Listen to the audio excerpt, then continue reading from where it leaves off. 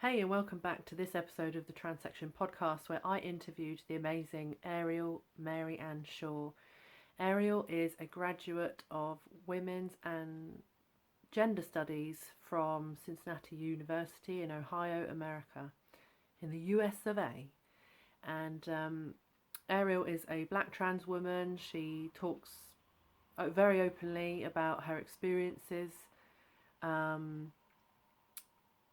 I've been following Ariel for a while now, and I just love how much she shares. She's so educational, and just so kind of theatrical and funny. She makes me laugh every day. We often laugh about. There's a lot of things she shares about ADHD, and a lot of jokes around that because that's something Ariel found out about herself a while ago now, and yeah, it's just really interesting. She's very candid. There's no filter, and I really love that about her. And as someone who enjoys removing my own filter in my spare time when I'm allowed to, I really appreciate that. So Ariel's perspective is so different to mine, and that's partly why I am interviewing people so that they can offer something more to you than I can on my own. And what Ariel has to say is, yeah, it's really eye-opening how she's navigated life in general, but also particularly going the academic route of learning about gender studies and being trans herself within that sphere of learning, academia, and other students who have very different backgrounds to her, and them all kind of coming together within this discussion and within this study. And I just, yeah, it's brilliant. So stay with us. Ariel's got lots of energy and lots to say, and a relatively short amount of time to do it. I know that our last episode was nearly 2 hours long, so for those of you who made it to the end of that, well done. We just had so much to talk about. If you missed it, the last episode was talking to Stephanie Wiggins, who is a non-binary and Canadian sex educator, among other things, and it was really fascinating. So if you haven't had a listen, then I highly recommend that you go back and listen to it. You may want to chop it up into half-an-hour chunks. That's what I do when I go for my evening walks. Put on a podcast, and I probably only get through about half an hour or so, and then have to listen to it in bits. So if you have not already, sign up to our mailing list. It's at mooksharrishill.com/transection. There's a green box. You put your name and your email address in there, and that way you'll get an email every time that we've got a new episode come out, and then I'll also include any other news in that one email. So it's just one email per episode, just so you're not inundated. I seem to periodically find my email inbox full of people that I don't remember subscribing to. But this one, I hope that you would remember us and that you know exactly what it's for, because we don't do any fluff. It's just one email per release. Anything else we want to say, we include it in that email. So we won't spam you. Pinky promise. So yeah, go and sign up, mooksharrishill.com/transection. You can also find us on Facebook if you haven't already, the Transection Podcast. We're also on Instagram at Transection Podcast and Twitter at TransectionP. And we've also got a TikTok at Transection Podcast. I haven't braved doing anything other than a few little podcast release videos. So, yeah, nothing funny yet, although that could change in time. So, enjoy this episode, and I will see you on the other side.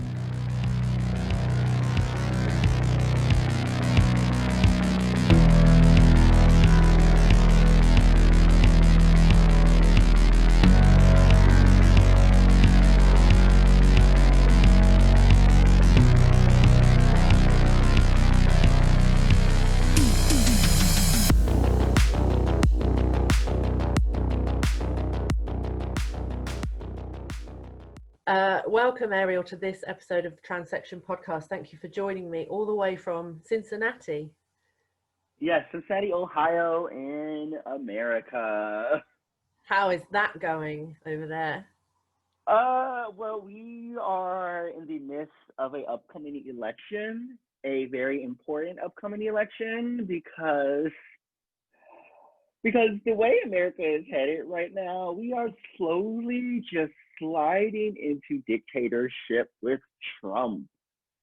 And so everyone is like, vote, vote, vote, vote, vote, because it's important, and but yeah, it's if I'm being frank, it's a little bit of a scary time if you think about it, because we have the presidential elections coming up. We have a virus that has just that is just completely just taken over our country, and we have a president who barely believes it exists, and then he called it, and now he's a super spreader, and now Pence might have it because an article.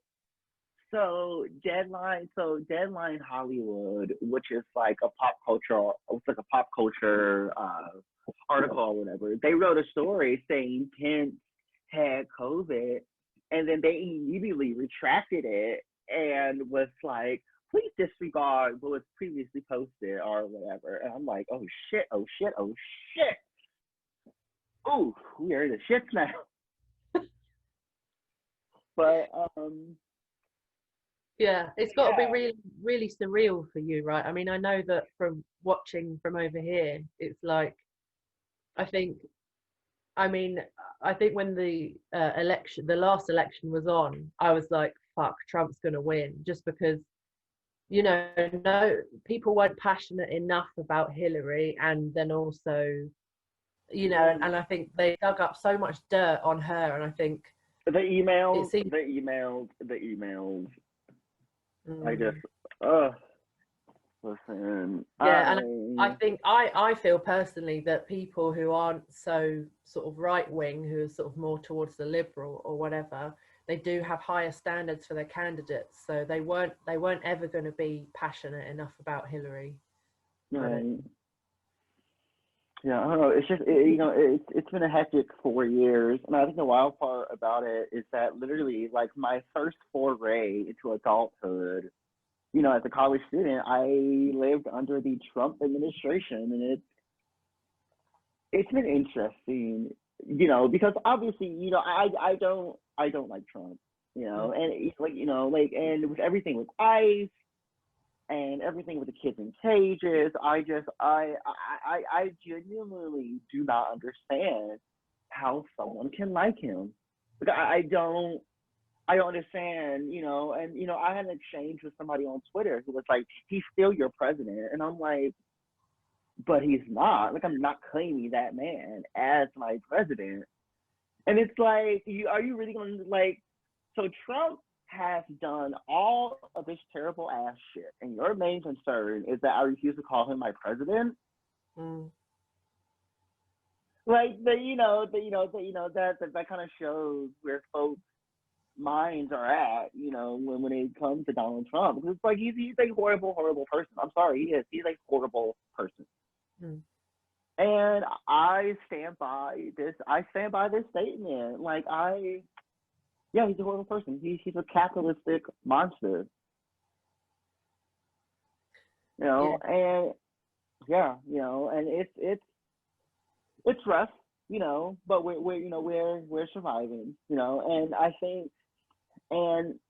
when it came to college, it was really, really interesting, because here I am, fresh out of high school, literally, like, and now I'm 18 years old, I'm in college, and now I'm becoming this, like, social justice activist, like, free the kids from cages, capitalism sucks, and so as time went on, so when I was a freshman, I was very much like, yay, go college, yay, I loved it. And then as time went on, I started realizing how, I started realizing how in terms of the American college system, they don't care about its students. They only care about making money.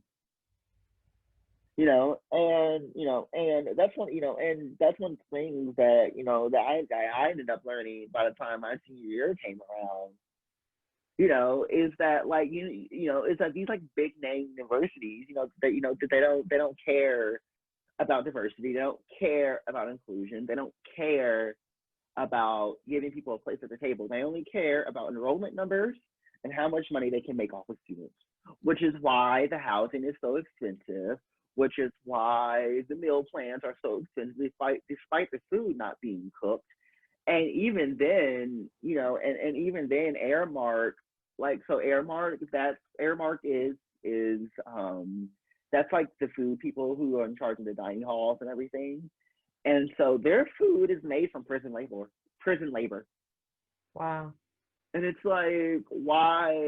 Another thing too is that, like, it's not like they, is if they do pay the prison, if they do pay people in prison, it's very, very, very little money, virtually nothing. And it's just like, why are you why are you supplying our food off the labor of incarcerated people? Right. Who Yeah. barely aren't even being paid. And I imagine that particularly for students who've not come from maybe like the richest background, who maybe have got, family and friends in prison, making the food that you're eating at uni, where you're trying to kind of better your life and like maybe help your family and stuff. That's got to be like a really weird position to be. Yeah, it is, and it's one of those things that like slowly like dawned on me, and it's just like, why are we exploiting people in prison to make food for majority rich white kids, But yeah, that's bad. So Ariel, I love your name, by the way. Thank you. Is it anything to do with Disney? It is. It's kind of like an offshoot of Disney, if that makes sense. So when I was a kid, by kid I mean like a teenager, I was really into musical theater. And one of the plays that I have really gotten into was a filmed production of Phantom of the Opera at Royal Albert Hall. You live in London. Near London, not far. I've been once. To London? To the Royal Albert Hall. Yes, yeah. So you know where it's at. Oh, yeah. So you've been there in person. I'm so jealous. I'm so jealous. One day, I'll take you. Yeah. I know. Like one of my dreams, like one of my like little dreams, if you will call it, is to see a show on the West End. Because I've seen shows on Broadway, I've seen touring shows, I've seen community theater shows, I've seen regional shows. Now I want to see a show on the West End in London. Yeah. That is the goal, and I have my passport too. So. Yeah. But yeah. Anywho, in this production, Sierra Bogus played she played Christine Bae, which is like the lead, in the Phantom's love interest. And I was so mesmerized by her performance. I thought it was amazing. And I was like, and I kind of became just really fascinated with her, like, as a performer. And so I kind of started following her work. She did that. Well, what else did she do? She did Little Mermaid. She also did Should Have Been You, which is like a one-act, 90-minute nonstop comedy musical. Yeah, so she's done like a lot of different works. And I was like, wow, she is an amazing actor. And so all this is happening, and you know, and I remember seeing her in The Little Mermaid. Well, not seeing her live, because like, Little Mermaid on Broadway came out like 10, 11 years ago, so it was closed by the time I came across it. But I don't know, but I really appreciated like the staging of it. I guess if that makes sense. And my, you know, my little theater fan brain, I was like, yes, this is so cool.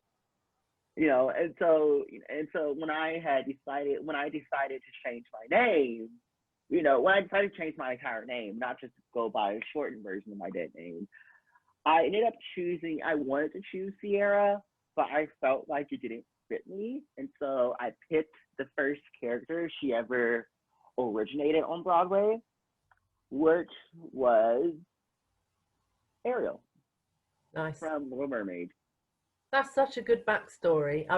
I love hearing the stories of how my fellow trans people have chosen their names and like where Yep. it's come from. Some of them are so funny, and some of them are like, I really get it. And when I was a kid, I think I've mentioned this before on other episodes, but when I was a kid, I really thought that being a mermaid was like a legitimate life choice.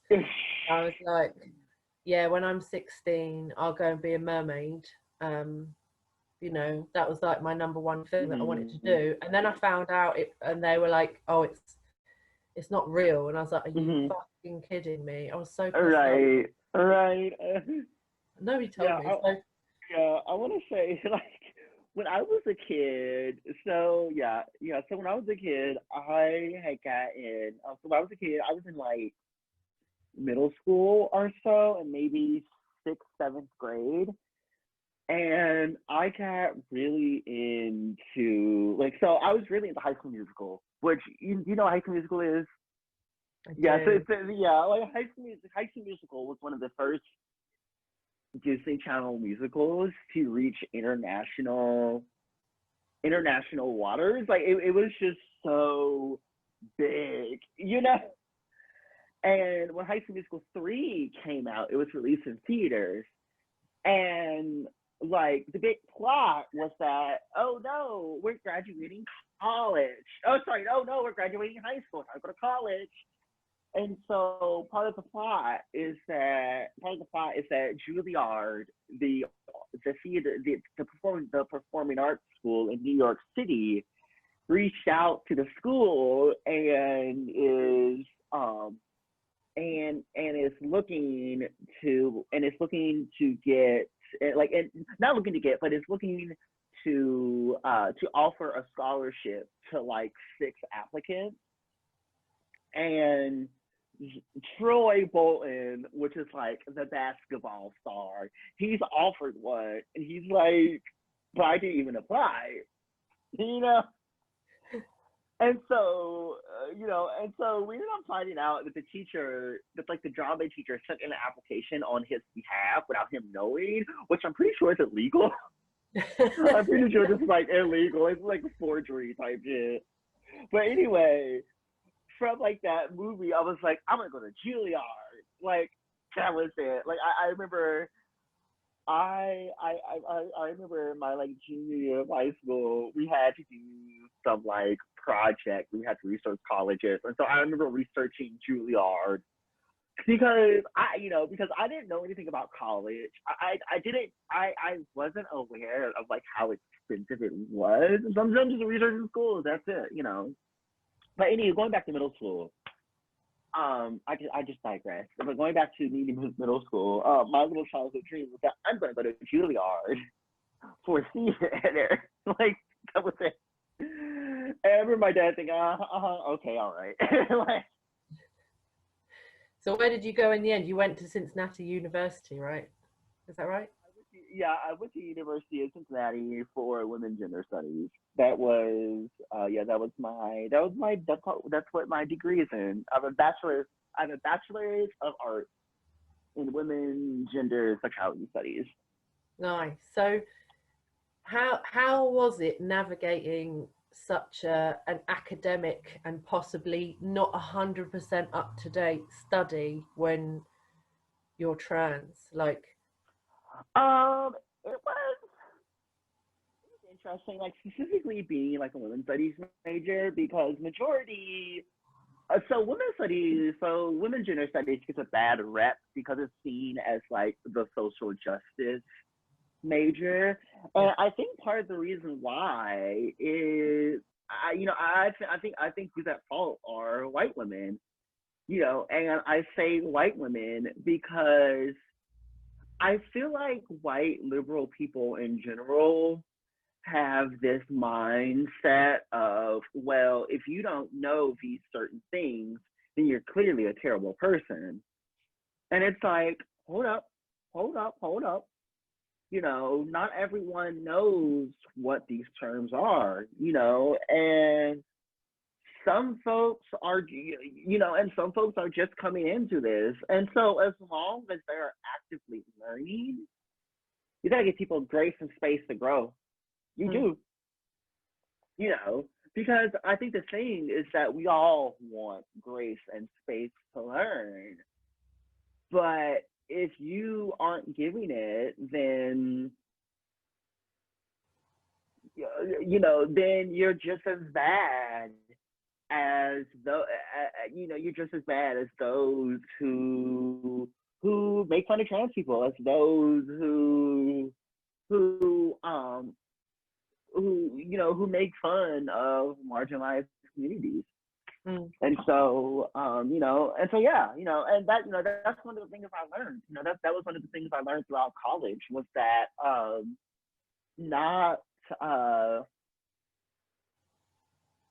not every single person comes into the world with the feminist lexicon, if that makes sense. Oh yeah. Because one thing I say is that we're all learning, and a term that we use at our job, at my job, sorry, a term that we use at my job, is called continuous learning. Which basically means that we are all continuously learning. And I think that's something that we all have to keep in mind. Now, unless somebody isn't trying to actively learn, if you are trying to actively learn, and I'm not going to waste my time, with you, if that makes sense.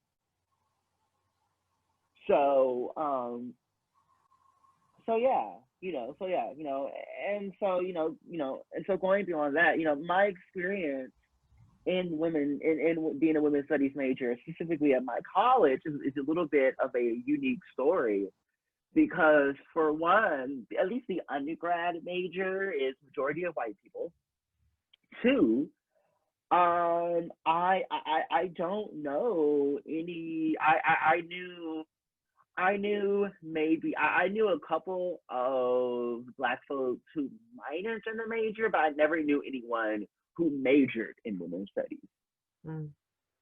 Yeah, and I want to say I might have been the only Black trans person who in my class, but like I said, women's studies is also a very small major, and obviously I'm not trying to be the first or whatever, because as great as that is, I don't like being one in my community at a specific event, and so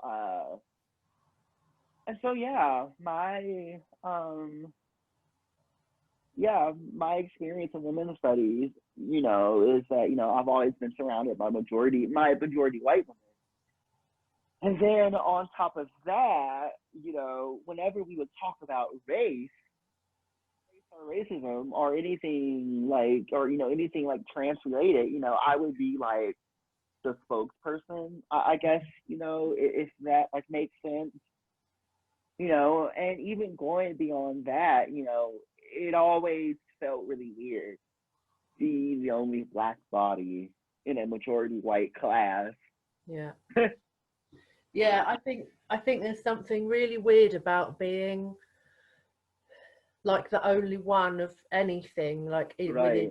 within your class, and there's that balance, isn't there? Because if you're the only one to know something or to speak up or to say something, you can't, like, I feel like I can't sit in a room and be the only person of, like, you know, who's like trans or queer or whatever, and say nothing if someone said something sort of Right. inappropriate or incorrect.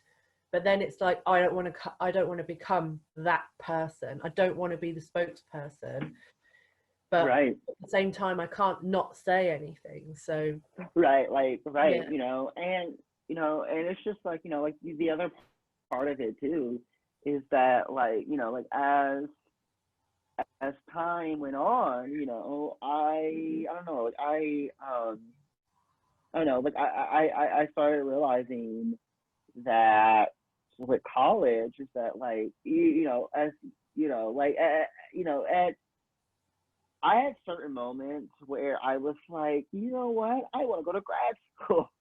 And as time went on, especially once I got to, like, my, like, senior capstone project, which is like the big project you do before you graduate, I realized that I was like, grad school is not for me. I could not be able to do this, Mm.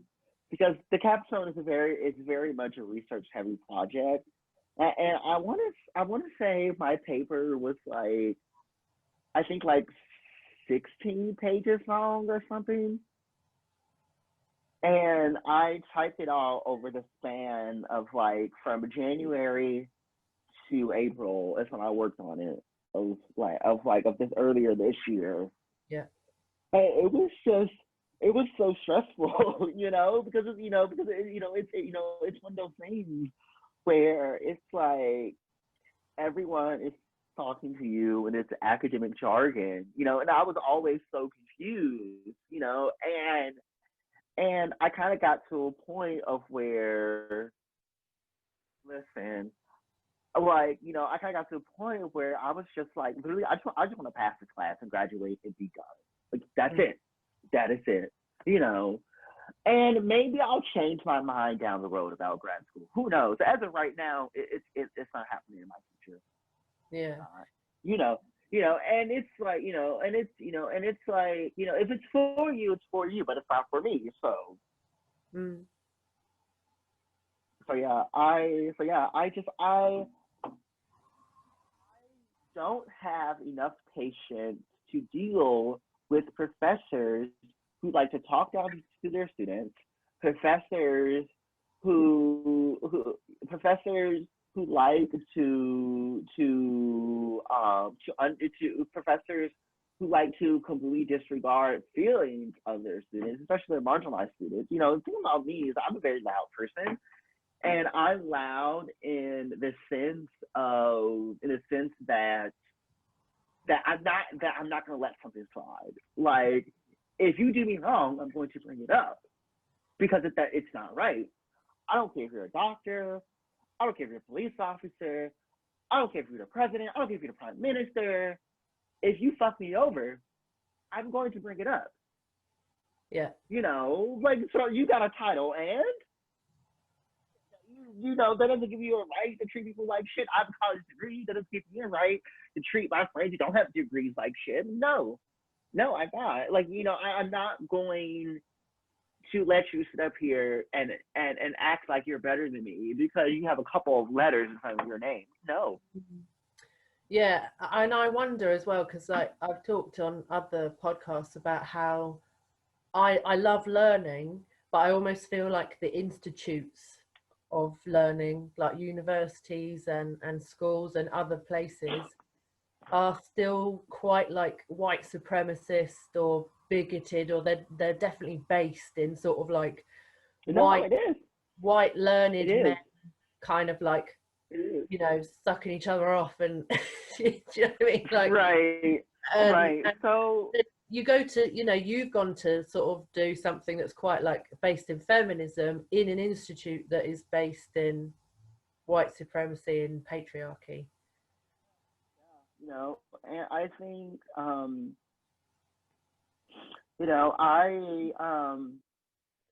lucky stars, I'm really, really blessed.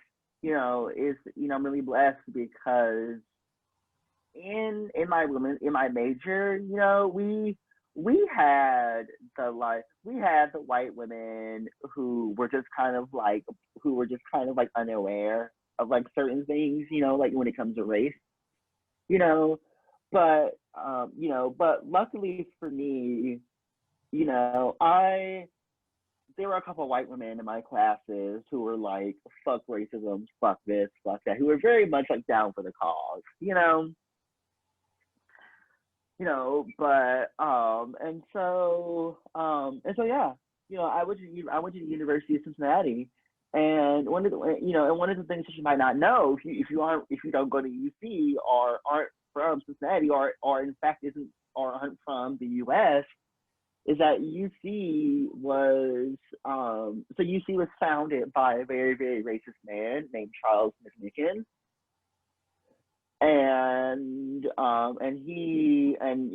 He was a very, very racist man who I think, who, don't give me the line, but I remember reading something about him like owning slaves. I'm pretty sure he owned slaves, and there was this whole other dynamic of he didn't want any black people going to his school. Wow.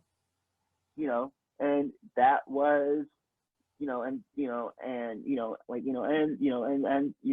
that was it. He didn't want anyone. He didn't want anyone black going to his school, and so that's happening. And meanwhile, so I don't know how other colleges work, but at UC we have like different colleges. So how can I put this? So at UC you have like a bunch of majors, right?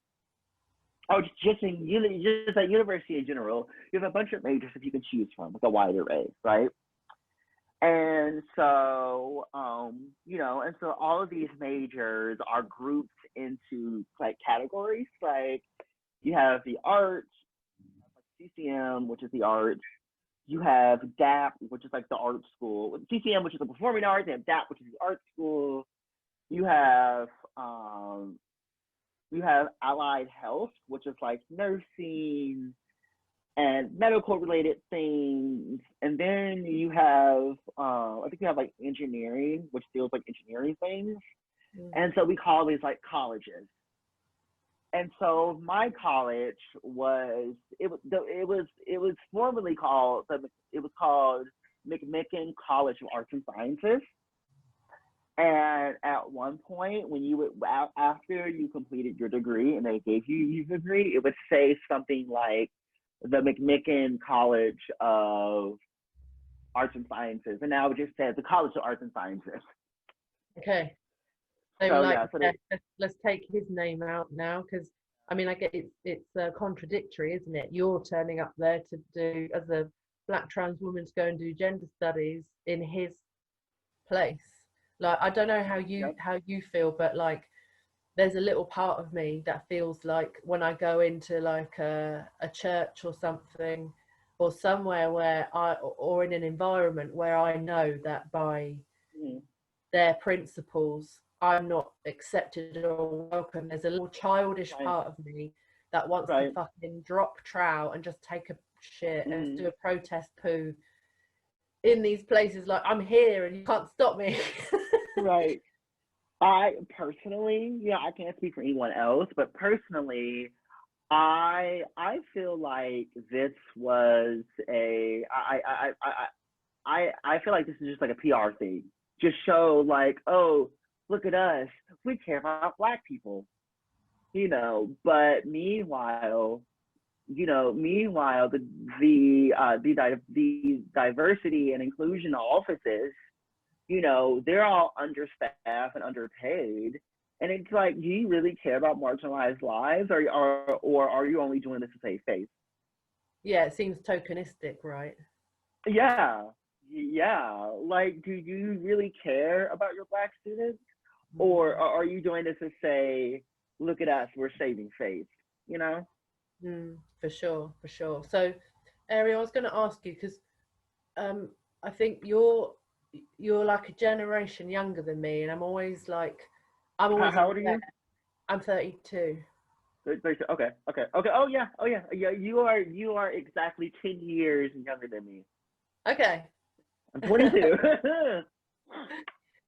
Cool. So I'm always really aware of the fact that I'm getting older. I'm not at the forefront of the younger generation who are like making as much noise as perhaps you are, or like, you know, like I have, my brother is a year younger than you, and sometimes he sends me memes now and I don't get them, and I'm like, Oh my God. it's happening. I'm in my 30s, like I'm starting to be out of touch with like younger culture and like how they feel, and so I'm always aware that I want to keep like other people's points of view, like, and keep it like close to my heart, so that when I'm representing all of us, or trying to, in certain situations, that I'm not just thinking about sort of my generation, and so for you, like, as someone who's like a decade younger than me, like how do you see that, like particularly the conversation around like gender identity and stuff like that, how would you see that going forward in a positive way? Like what do you think we need to remember, or like how would you like things to be? Where trans, I think where like the trans youth is heading is towards this. By youth, I mean like me. I think where like young trans folks are going, we're going into this space where we're realizing that gender is so much more than what we thought it was like 5 years ago. You know, even 10 years ago, and this reminds me. I remember a couple of days ago, I was just, I watch a lot of TV when I'm not working, and one of the shows I've been watching is Scream, the TV show. Are you familiar with Scream, the movie? No, I've not. Oh, the Scream, the movie. I saw the first one, I think. Okay, yeah. So I'm realizing America has such a unique experience with like horror movies, you know. Like, and anywho, the movie was adapted into a TV show, and one of the characters is like gay, queer, whatever you want to call it, right? And their friend described him as bi-curious. And one of the things I started thinking about was that I haven't heard the word bi-curious in forever. Yeah. Like, it's one of those things that's like starting to like phase out. You know, like, when was the last time you heard somebody use the term bi-curious? Do you know what? I haven't heard it out loud for years, actually, but Right. I think I saw it on. I read it. I read the word somewhere recently, and like you, I was like, "Oh fuck! I forgot that existed. I forgot that was a thing." Right. You know, and so I completely forgot, and that was like I think I was like, oh, holy fuck, I haven't heard that word since I was in high school, maybe. Since when I was in high school, I was like, so you know the Trevor Project? Yeah. So the Trevor Project, they had this little one-off thing. They had this like side thing called Trevor's Space, which was meant to be like a social media platform for LGBTQ youth. And that's what I used when I was a kid. It was supposed to be from like 14 to 25 or whatever. And so that's kind of like the website that that I use.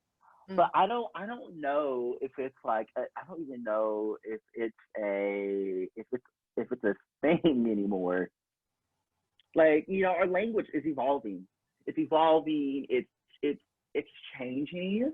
And so I think one thing to keep in mind about my generation is that we aren't taking shit from anyone.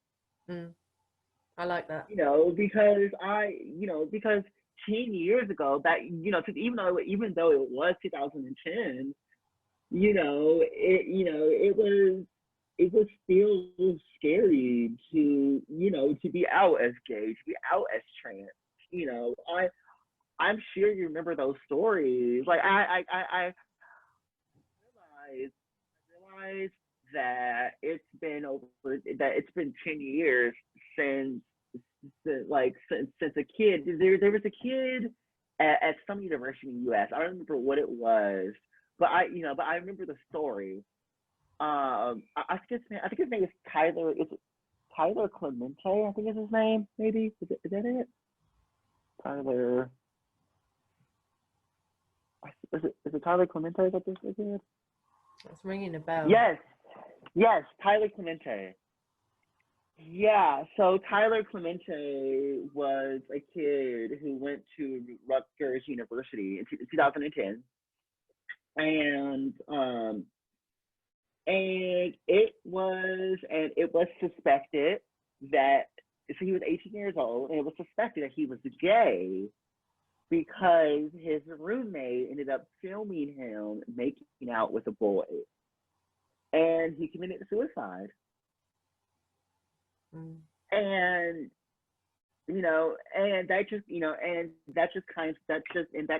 that kind of shows you that 10 years ago, it wasn't as open, it wasn't as, it wasn't safe as it, it wasn't as safe as it was to be openly gay. Sure as hell wasn't safe to be openly trans. No.